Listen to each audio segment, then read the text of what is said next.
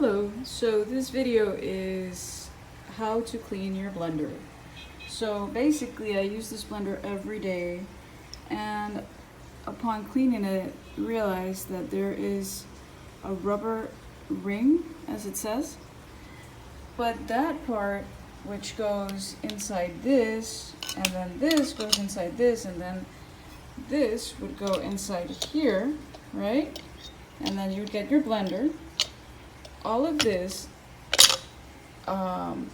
is needed to be properly cleaned, especially if you're using it on a daily basis. So what I'm doing here in this video is presenting an option for those of you that want to clean this rubber ring. As you can see, mine has some mildew from all the fruits and all the smoothies done on a daily basis, and it's really disgusting. So here's a tip on the things that I've used to clean it. You can also mix the baking soda and the vinegar to clean the ring.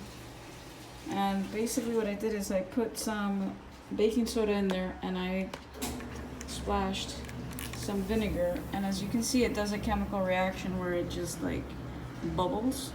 By the way, this is actually really good to cleanse all your produce as well.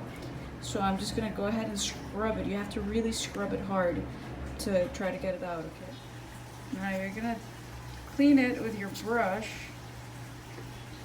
and do it quite harshly so that it comes out. It'll eventually come out, but you have to give it a try.